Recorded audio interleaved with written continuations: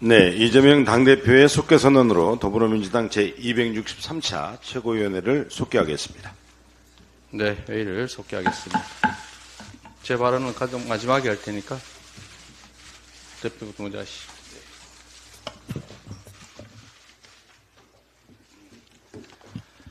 다음 달이면 19일 해병대원 고 최수근 상병 순직 1주기가 됩니다. 엊그제 순직한 최 해병의 어머님이 쓴 절절한 편지를 보았습니다.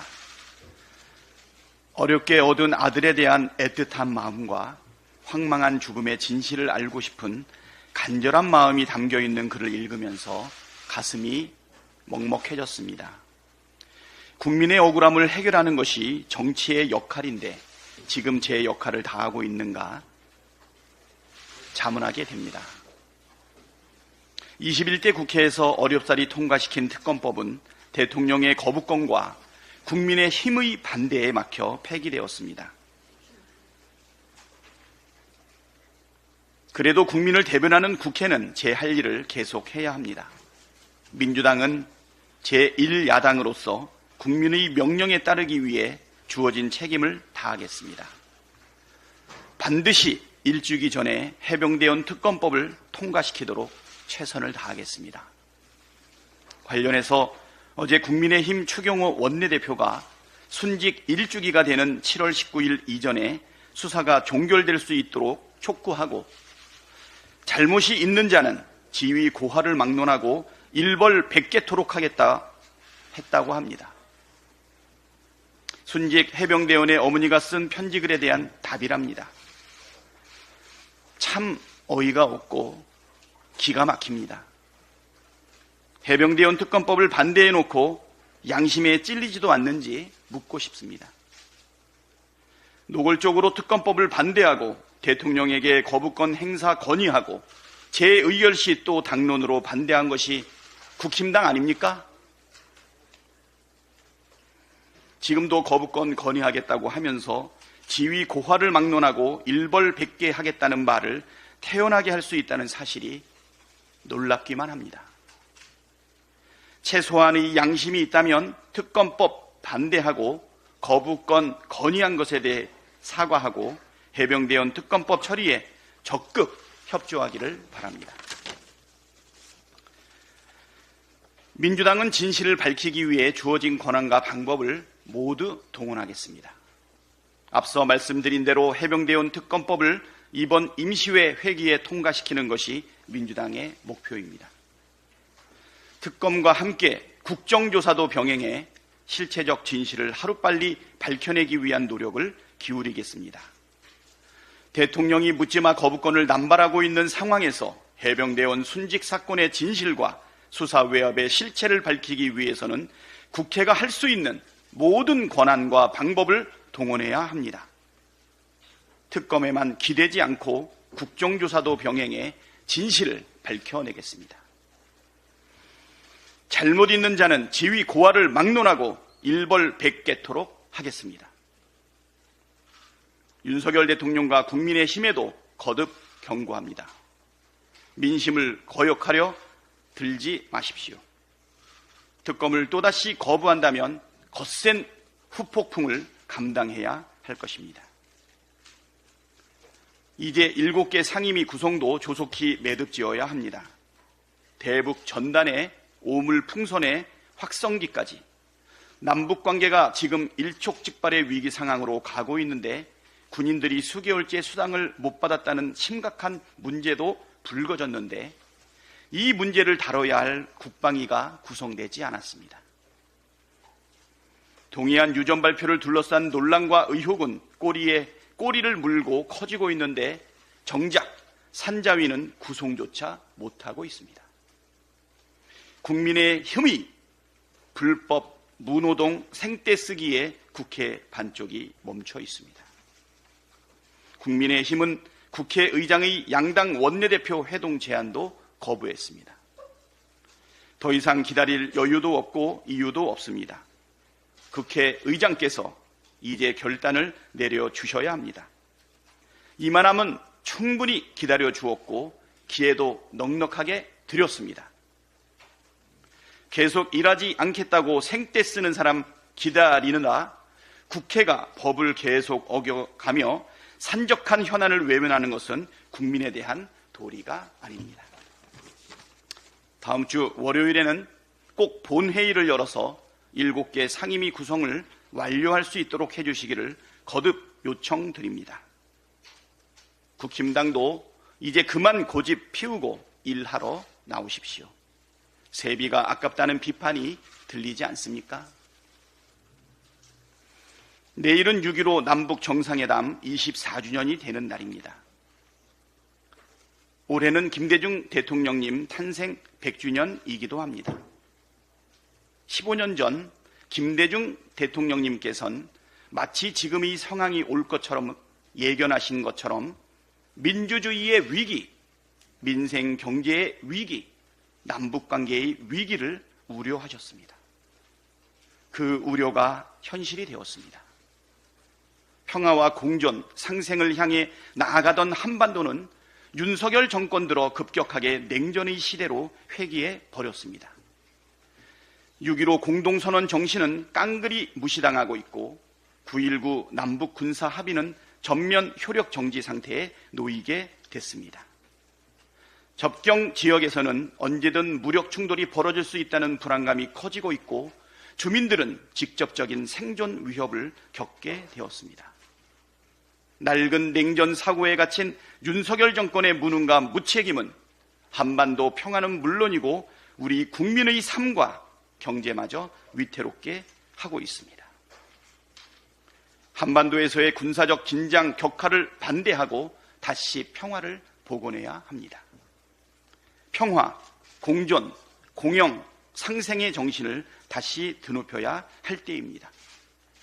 평화가 민생이고 평화가 밥입니다. 평화가 공고해야 민생의 주름이 펴지고 안정된 경제 속에 행복이 꽃필 수 있습니다. 윤석열 정부가 대결의 길이 아니라 평화의 길로 갈 것을 촉구합니다. 다시 6.15 공동선언의 정신으로 돌아가십시오. 이상입니다. 네, 다음으로 정청래 최고위원의 발언이 있겠습니다. 이게 나라냐? 나라꼴이 우습다. 디올백 여사, 김건희 여사에게 명품백을 전달한 최재형 목사가 어제 경찰 조사를 받았습니다. 적용될 제목은 건조물 침입, 명예훼손, 스토킹 범죄 등으로 언론이 보도하고 있습니다. 대통령실은 최 목사가 전달한 선물이 대통령 기록물이라고 하는데 김건희 여사의 디올 명품백이 대통령 기록물이라고 우기는 것도 우스꽝스럽지만 그 우김질이 사실이라면 대통령 기록물을 전달한 최 목사를 처벌해야 합니까? 장물을 처벌하는 경우는 봤어도 대통령 기록물을 처벌하겠다는 것인지 앞뒤가 맞지 않습니다. 국회도 방문자 기록을 하고 검색대를 통과합니다. 하물며 대통령 부인을 경호하는 대통령실은 그 경계가 얼마나 삼엄하겠습니까? 대통령실 경호를 뚫고 들어갈 리 만무하고 안내를 받고 들어간 것인데 어떻게 주거 침입에 해당된다는 것인지 코미디 대본에나 나올 법한 일입니다. 최 목사는 김건희 여사와 여러 차례 카톡을 주고받고 일시 장소를 정했고 미리 선물 내용도 주고받았는데 이것이 스토킹 범죄라면 사전에 연락을 주고받고 국회를 찾아오는 방문객들도 주거 침입, 스토킹 범죄입니까? 윤석열 대통령 부부는 선물 받은 책들을 버리고 갔다는데 대통령 기록물을 왜 버립니까? 술은 버리고 책은 챙겨가야지. 취사 선택의 취향이 참 독특합니다. 최 목사를 주거침입, 스토킹 범죄로 처벌하겠다면 주거침입 방조자, 경호원들은 공범 아닙니까? 직무유기입니까? 직무태만입니까? 카톡 대화를 자연스럽게 한 김건희 여사도 스토킹 공범입니까? 아무리 생각해도 나라꼴이 참 우습게 돌아갑니다. 이게 나라입니까? 석유 게이트가 점입 가경입니다. 동해유전 검증단 교수가 석유공사 팀장 지도 교수라고 오마이뉴스가 보도했습니다. 동해가스전 탐사업체 액트지오 고문 비토르 아브레우 박사의 공동 논문 저자이자 동해 심해 원유가스를 검증한 데이비드 모릭 교수가 석유공사 동해탐사 팀장 A씨의 포스트 닥터 지도 교수라고 합니다. 카르텔 냄새가 나지 않습니까? MBC 보도에 따르면 사실상 1인 기업 액트지와 경쟁에서 탈락한 두 개 업체는 슐럼버거와 할리버튼이라는 회사로 밝혀졌습니다. 이들 업체는 해당 업계에서 세계 수준의 빅3에 해당하고 슐럼버거의 경우 고유가 시기 자산 가치가 삼성전자 수준이라고 합니다. 세계적인 기업 호주의 우드사이드사가 가망성이 없다고 철수하고 세계적인 기업 슐럼버거를 탈락시키고 연매출 3,800만 원짜리 1인 기업에게 사업권을 줬다고 합니다. 액트지오는 세금 체납 업체였습니다. 축구 국가대표 선발로 치면 손흥민, 이강인을 탈락시키고 두메산골 조기축구 벤치 선수를 선발한 그 꼴 아닙니까? 세계적인 스타 플레이어 메시, 음바페도 참 울고 갈 일입니다. 윤석열 대통령이 세계적인 수준의 기업이라고 콕 집어 발표한 액트지오가 대한민국 산유국의 꿈을 이루어줄지 궁금합니다. 참 나라꼴이 우습게 돌아갑니다. 도자기 박물관의 코끼리처럼 나라 곳곳을 망가뜨리는 윤석열 정권의 폭정과 코미디를 멈춰 세워야 합니다. 국민들이 우습게 보입니까? 국민들이 바보입니까? 복장 터지는 국민들도 인내의 한계가 있습니다. 나라꼴 우습다 이게 나라냐고 촛불을 들었던 위대한 대한민국 국민들의 대통령을 거부하자는 목소리가 점점 커지고 있다는 것을 알기는 합니까?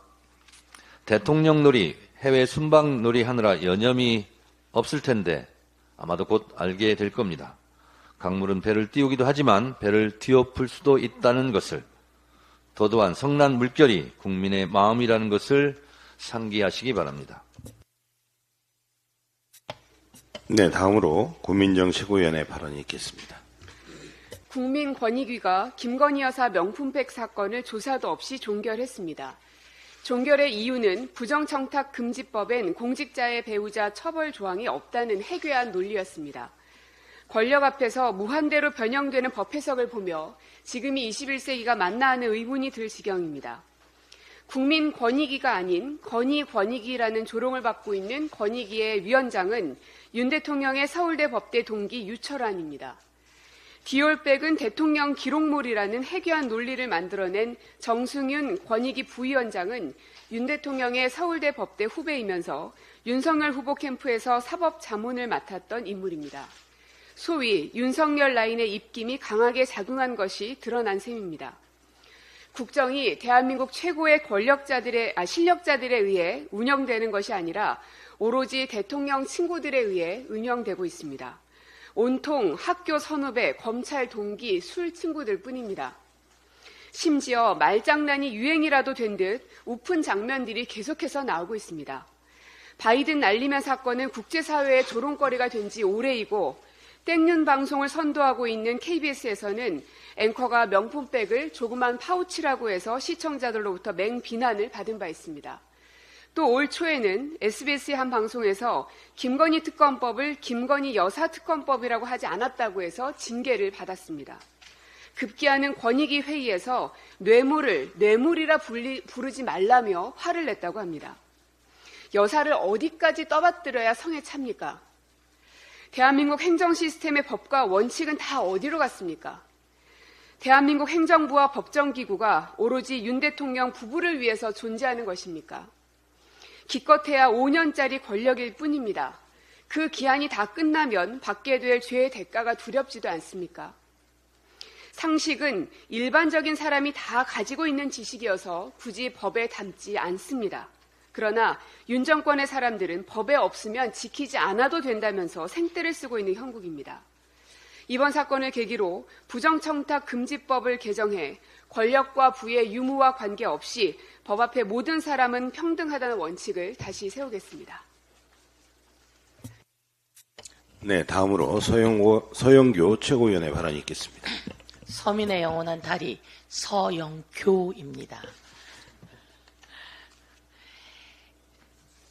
명품백 수수 관련해서 건의위라고 하는 조롱을 받으면서 풀어주었습니다. 그리고 그것을 뒤로하고 이제 저 떠나요. 명품백 사건은 종결됐어요. 라는 듯이 바이바이 플라스틱백이라고 하는 에코백을 들고 떠났던 김건희 그리고 윤석열 대통령 부부. 카자흐스탄에 갔는데 가서 망신이 뻗쳤습니다. 카자흐스탄 언론이 망신스러운 내용을 보도했습니다. 차마 입으로 이야기하기도 어렵습니다. 대통령이 해외 순방 가서 카자흐스탄 언론에 나온 것은 참으로 고마운 일인데 그 내용이 고마운 내용이 아닙니다. 제가 오늘 피켓도 만들어 왔으나 카자흐스탄 언론이 그 내용을 사진을 내렸다고 해서 저도 들진 않겠습니다. 카자흐스탄 언론에 압력을 넣은 모양입니다. 카자흐스탄 언론에는 이렇게 써 있었습니다. 김 여사의 통한 외모 비결은 성형이라고. 정말 속이 상합니다. 가슴이 아픕니다. 왜 이런 보도가 나와야 하는지요. 그리고 우리 윤석열 대통령과 김건희 여사를 얼마나 무시했으면 카자흐스탄에서 그런 보도가 나왔을까요? 해외 순방 가서 명품가를 쇼핑하다가 해외 언론에 또 보도가 되었었습니다. 이런 거 말고 좀 더 좋은 걸로 보도되길 바라는데 참 망신스럽습니다. 그래서 대한민국 국민으로 많이 속이 상합니다.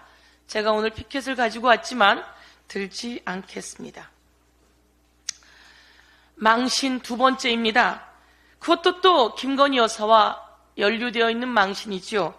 지금 여러 최고위원들이 말씀을 하셨지만 대한민국의 권익위, 대한민국 건의위라고 하는 조롱을 받으면서 김건희 여사와 윤석열 대통령에게 눈물겨운 충성을 하고 있습니다. 이것이 뇌물이라는 말을 하지 말라고 호통도 쳤다고 합니다. 그게 뇌물이지 어떻게 뇌물이 아닙니까? 청탁금지법에 배우자 처벌 조항이 없어서 처벌할 수 없다고 했다고 합니다. 청탁금지법에는 공직자의 배우자가 뇌물을 받으면 공직자가 신고하지 않으면 그 공직자가 처벌받는다라고 하는 조항이 있습니다. 그 공직자는 누굽니까? 윤석열 대통령입니다. 윤석열 대통령이 알고도 신고하지 않았으니 윤석열 대통령 처벌받아야 합니다. 그리고 청탁금지법과 관련된 배우자는 특정범죄 가중처벌법상 알선수재 변호사법 위반에 해당됩니다. 이런 내용을 권익위가 배우자 처벌 조항이 청탁법에는 없으나 특정범죄 가중처벌법상 알선수재 변호사법 위반이라고 판례를 냈던 적이 있습니다. 그럼에도 불구하고 15명 중에 8대 7로 처벌할 수 없다라고 했다고 하는데요. 정말 창피하지 않습니까? 그 망신스러운 장본인들의 이름을 제가 낱낱이 불러보겠습니다.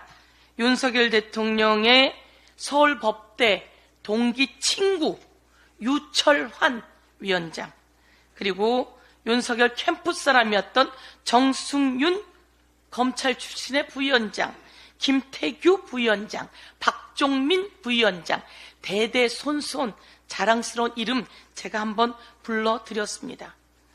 망신 세 번째 이야기 한번 해보겠습니다. 쌍방울 사건 관련입니다. 쌍방울 사건 관련해서 이제 세상에 숨길 것은 없습니다. 낱낱이 드러났습니다. 검찰이 국정원을 3차례 압수수색해서 문건을 45건이나 압수수색했습니다. 그 기밀 문서에는 쌍방울이 북한과 공모해서 주가 조작을 시도하고 있다라고 하는 내용이 들어있는 문건입니다.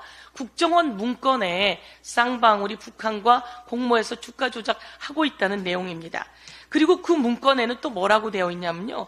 주가 조작해서 번 돈은 일주일에 50억 원씩 대북 사업가에게 전달하면 국내 백화점 상품권을 구입해서 중국 선양으로 보내달라라고 북한 정찰총국 이 호남에 말이 들어있다고 합니다. 국정원 문건에 이렇게 들어있는데 그것을 이재명 더불어민주당 당대표 대선 주자와 연결하니 검찰이 얼마나 망신스럽습니까? 이 망신스러운 와중에 검찰이 수사를 조작했다라고 이화영 경기부지사가 고백을 했습니다. 그 내용을 밝혔습니다. 낱낱이 밝혔고 나는 검찰에 불려가서 김성태를 만났고 방용철을 만났고 거기에 쌍방울 관계자를 만나서 연어도 먹고 그리고 증언이 조작되었다라고 밝혔습니다. 그랬더니 아니라고 검찰이 발뺌했는데요. 이번에 쌍방울 고위 관계자가 고백을 하는 녹취가 나왔습니다. 쌍방울 임원이 녹취하는 내용을 제가 말씀드릴게요. 제가 한 5번 검찰에 참고인으로 불려갔습니다. 갔더니 김성태도 있었고 방영철도 있었고 이화영도 있었습니다. 약 5번 내지 6번 정도 됩니다. 그곳에서 제가 진술 세미나를 했습니다. 라고 진술하는 내용의 녹취가 낱낱이 드러났습니다. 검찰 망신스럽지 않습니까? 그리고 또 장경태 최고가 얘기했듯이 안부수 아태 회장에게 주택을 제공하라는 윗선의 지시가 1월에 있었습니다. 23년 1월에. 그리고 검찰청 진술 세미나가 2월에 있었다는 겁니다. 그리고 오피스텔이 3월에 딸에게 제공되었다는 거 아니겠습니까? 이거 증인 매수 아닙니까? 박균택 검사장 출신의 의원님, 이거 증인 매수 아닙니까? 증인 매수를 검찰이 하면 이거 범죄 아닙니까? 증인 매수에서 증인을 매수한 이후에 안부수의 증언이 바뀌었답니다. 첫 번째 증언은 북한 측 인사와 만나 이재명 도지사 방북을 논의한 적이 없어요 라고 안부수가 검찰에 가서 진술을 했습니다. 그런데 4월에 오피스텔이 전달되고 난 이후에 이재명 대표를 거론했다는 거 아닙니까? 이거 증인 매수입니다. 검찰의 엄청난 범죄입니다. 이 범죄에 검사 탄핵 조항 되는 거 아닙니까? 박균택 검사장님 출신의 의원님. 박균택 의원님이 법사위에서 얘기했습니다. 이화영 전 지사가 검찰에 출석한 출정 기록 내놔라. 김성태가 출정한 출정 기록 내놔라. 안부수가 출정한 출정 기록 내놔라. 관계자들이 출정한 출정 기록 다 내놔라. 이외에도 여러 가지 기록들 내놓으세요 라고 했는데 오지 않고 있습니다. 오지 않는 이유만 봐도 이들의 범죄가 만천하에 드러나는 거 아닙니까? 꼭 법사위에 그 자료 제출하기를 강력히 요구하겠습니다. 이상입니다. 네, 이어서 장경태 최고위원의 발언이 있겠습니다. 이틀 전 수원지검이 이재명 대표를 제3자 뇌물수수 등으로 기소했습니다. 이화영 전 부지사의 1심 판결이 나자마자 닷새 만에 검찰이 많이 조급했던 것 같습니다.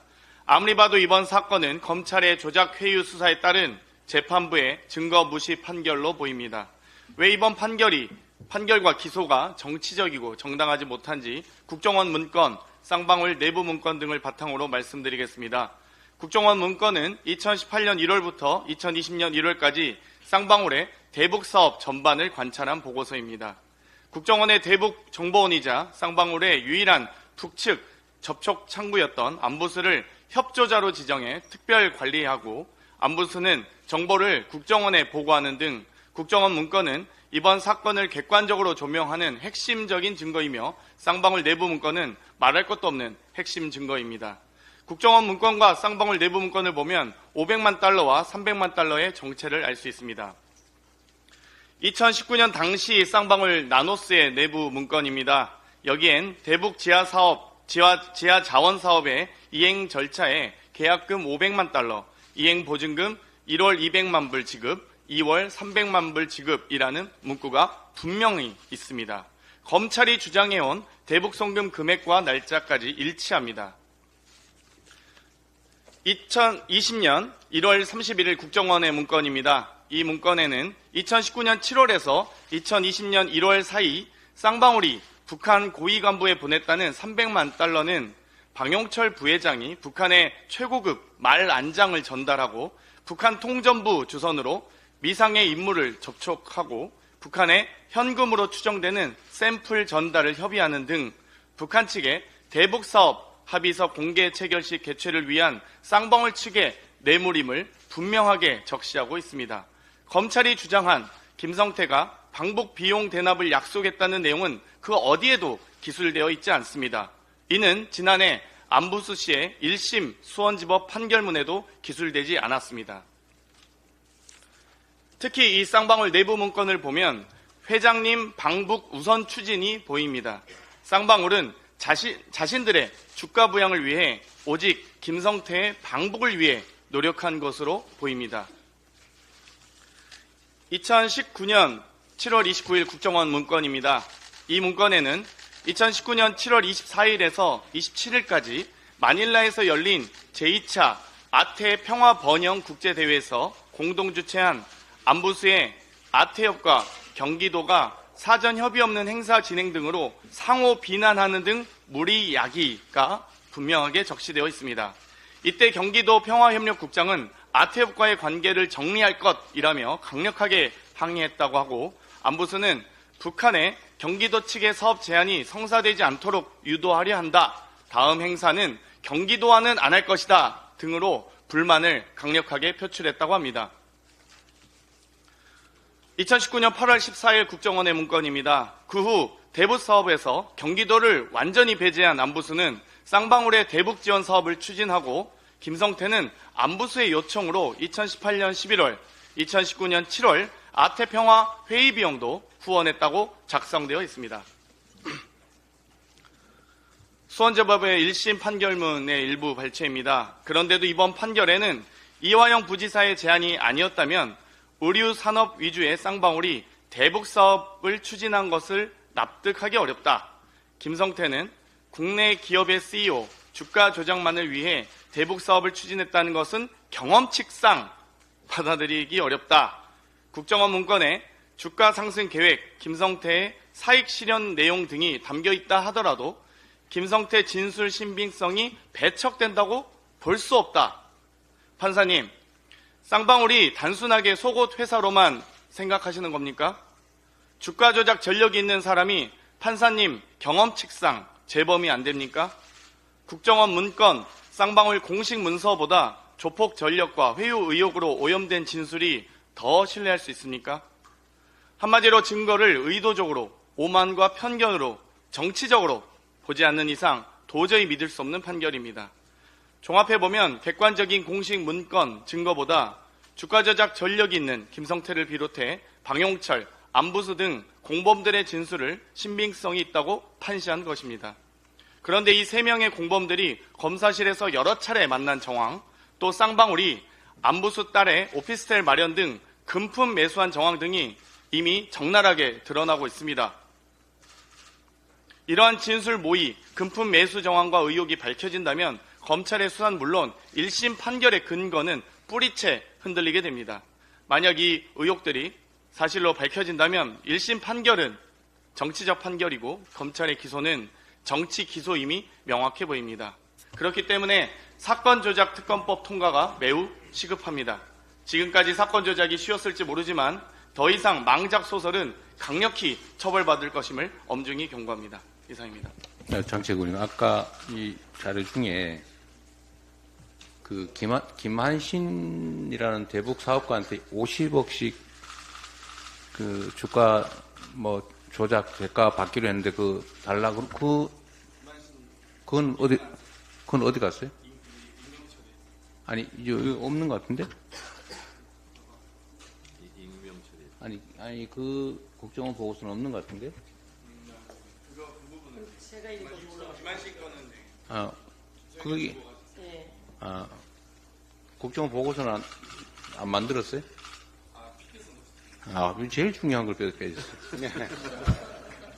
그게 2019년 1월에 보고 받았는데 김한신이라는 분이 근데 그분 대북 사업가라서 뭐 훌륭한 분이세요. 가장 국내에서 인도적 지원사 많이 하시는 분이신데 그분한테 이 호남이 매주 50억씩 주가 조작 대가로 받기로 했는데 그거 좀 보내달라 하니까 이분이 우리 대북 지원 사업에 장애가 되니까 미안하지 못하겠다 그랬다는 거 아니? 근데 그 제일 중요한 보고서는 왜 뺐어요? 겁니다. 네. 많아서. 네. 네, 다음으로 전은수 최고위원의 발언이 있겠습니다. 세계적 컨설팅 회사보다 1인 기업을 선정한 이유는 무엇이었을까요? 동해에 석유 개발이 가능하다는 의견을 낸 것은 액트지오라는 회사와 함께 슐럼버거와 할리버튼이라는 세계적 컨설팅 회사로 확인되었다고 합니다. 입찰 공고를 내기 전 미리 참여 의사를 확인하고 실제 입찰한 3개 업체 가운데 심해의 전문성을 보고 액트지오를 선택했다고 합니다. 1인 기업, 체납 사실과 함께 회사 선정 검증단의 석유개발팀장의 스승이 포함되어 있다고 하니 그 의심이 증폭될 수밖에 없습니다. 지명 경쟁 입찰이 수의 계약은 아니죠. 까면 깔수록 의혹들이 계속되는 양파 정부입니다. 해외 자원 개발, 자원 안보 위에 우리 대한민국에 너무나 필요합니다. 그러나 이명박 대통령 때 시기, 가격에 맞지 않은 준비가 안 된 무리한 해외 자원 개발로 이미 많은 혈세를 낭비했었고 해당 공기업의 공직자들이 얼마나 고생해 왔는지 알고 있습니다. 석유공사 직원분들 맞죠? 현재 자원공기업 융자 지원을 통해 방법을 찾고 있다고 하는데 자원 외교 실패에 사라졌던 자원공기업 융자 지원을 재개한다는 것입니다. 하지만 융자라고는 하지만 민간과는 다르게 결국 국민들이 책임질 수밖에 없는 구조입니다. 윤석열 정부에서는 왜 이렇게 의혹들이 많은 겁니까? 무엇보다 자원개발은 덩어리가 워낙 커서 1,000억, 2,000억 원은 별게 아니게 됩니다. 의혹부터 밝혀나가 국민들의 혈세가 낭비되지 않고 국민들을 위해 사용될 수 있도록 해주십시오. 칼퇴가 을질인가요? 최근 충청남도의회 교육상임위가 충남교육청 갑질, 을질 및 직장 내 괴롭힘 예방에 관한 조례안을 통과시켰습니다. 충남교육청 감사관실이 만들었다고 하는 을질 유형을 보면 정말 놀랍습니다. 출근은 내 맘, 퇴근은 칼, 상급자의 조언을 잔소리로 여기거나 업무에 소극적인 행동, 할 일이 있는데도 정상근무 시간이 지났다고 퇴근하는 것, 직원 간 배려 부족까지 을질로 보고 있습니다. 더군다나 해당 조례는 징계를 전제하고 있습니다. 해당 교육청에서는 반복적이고 습관적이라고 하면 문제라고 하는데 칼퇴를 습관적으로 하면 징계를 받을지도 모르는 것인가요? 물론 일명 을질을 직장 내 괴롭힘으로 인정한 법원 판결도 있을 정도로 을질도 무섭습니다. 하급자들이 상급자를 따돌린다거나 상급자와 합세하여 중간 상급자를 괴롭힌다거나 하급자들이 상급자를 몰아내는 경우들이 있습니다. 하지만 충남도의회에서 통과시킨 을질 조례안의 을질의 정의를 보면 국가공무원법 제56조 등을 위반하여 정당한 지시를 거부하는 것이나 정당한 지시를 갑질이나 괴롭힘이라고 주장하는 것이라 합니다. 해당 공무원법 등을 위반하면 직무태만, 성실의무 위반으로 이미 징계를 받도록 되어 있습니다. 그런데 굳이 을질로 조례안을 만들고 따로 만들어둔 을질 유형까지 볼 때 어떠한 의도로 이 조례안을 통과시켰는지 알 것 같습니다. 본회의를 앞두고 있는 을질 조례안, 시대 정신과 여러 구성원들의 의견 등을 적극 수렴해서 반영하길 바랍니다. 이상입니다. 네, 마지막으로 이재명 당대표의 발언이 있겠습니다. 네, 정치적 현안도 많기는 하지만 우리 민생 현장의 민생 현황, 그 경제 상황이 너무 안 좋습니다. 5월 취업자 수가 39개월 만에 최소폭으로 증가했다고 하고 실업자 증가폭이 최대라고 합니다. 청년층 그리고 40대 취업자 수가 19개월 또 23개월 연속 감소했다고 합니다. 참으로 위험한 상태라고 평가된다는 것이고요. 또 가계대출이 5월 한 달만 해도 6조 원 늘어났다고 합니다.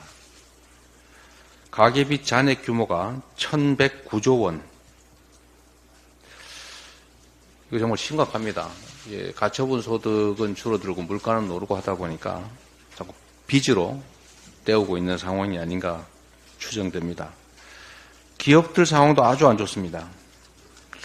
2003년 기준의 수익으로 이자도 못 내는 기업들이 무려 10곳 중에 4곳이라고 합니다.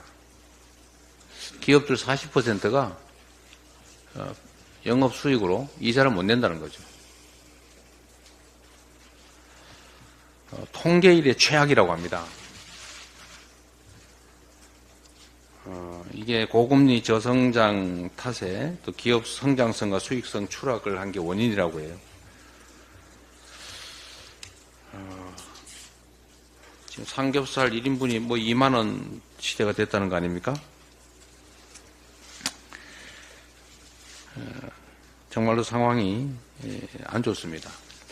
사람으로 치면 사지의 그 신체 말단부 사지에 피가 돌지 않아서 이제 마비가 오고 곧 괴사가 일어나서 상황이 더 악화되면 심장은 아무리 튼튼하고 머리는 아무리 커도 결국 죽을 수밖에 없는 그런 상황이 올 수 있습니다. 경제는 생태계라고 합니다. 정부가 여기에 대해서 어떤 대책을 세우고 있는지 참으로 궁금합니다. 정치적인 일에만 매달려가지고 민생과 경제를 챙기지 않는 거 아닌가 걱정되는데 민생과 경제를 좀 챙기고 관심 갖기를 다시 한번 당부드립니다. 이 물가가 다른 건 다 오르는데 해괴하게 쌀값하고 한우값만 떨어지고 있습니다. 지난해 윤석열 대통령이 국회가 통과시킨 양곡관리법을 거부했는데 이때 당시 정부가 이렇게 약속을 했습니다. 쌀 가격을 20kg당 80kg당 20만 원으로 유지하겠다. 이렇게 발표를 했는데 그 후에 쌀값이 계속 떨어지고 있습니다. 그런데 정부가 무슨 대응을 하는지 잘 모르겠습니다. 농협 보고 해결하라고 하는 모양인데 농협이 적자가 커져서 대책을 세우지 못하는 상황인 것 같습니다. 18만 원대 정도 떨어진 것 같은데요. 한우 가격도 마찬가지입니다. 3년 전 도매 가격 비교해서 30% 가까이 하락했다고 합니다. 소 한 마리를 키워서 팔면 한 마리당 140만 원 정도 손해를 보는 상황이라고 합니다. 사료값은 오르는데 소값은 떨어지니까 한우 농가 지금 다 망하게 생겼습니다. 이 쌀과 이 한우 이거는 국제 자유 경쟁에 맡겨놓을 영역의 문제들이 아닙니다. 식량 자금 문제는 그야말로 식량 안보 문제라고 지적될 정도로 심각한 중요 의제입니다. 다른 나라들은 농가에 대한 지원을 대대적으로 하고 있는데 우리나라는 농가 지원 거의 하지 않고 있습니다. 그런 상황에서 쌀값 또 한우값 이런 걸 방치해서 이렇게 폭락하면 농가가 다 망하게 되고 나중에 식량 전쟁이 벌어질 경우에 대한민국의 안보가 심각한 위기에 처하게 된다라는 거 기본적인 상식입니다. 그런데 정부는 관심이 별로 없는 것 같아요.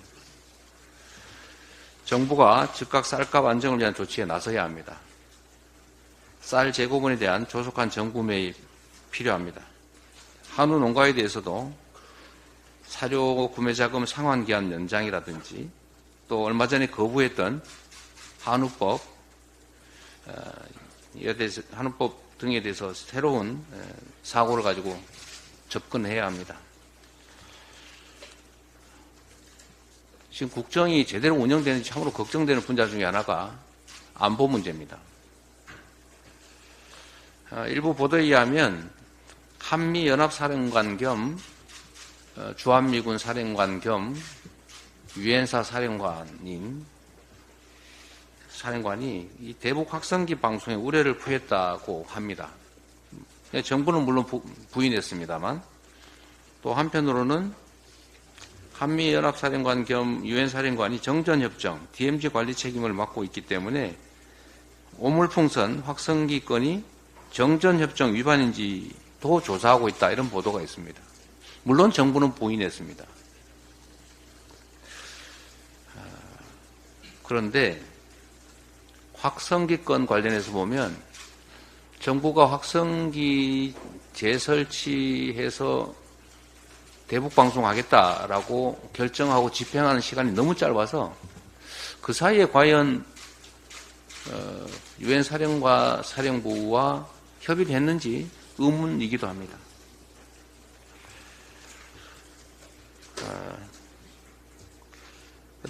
만약에 이 보도가 사실이라고 하면 이 안보 문제에 대해서 주요 축기라고 할 수 있는 한미 간에 이견이 발생한 것입니다.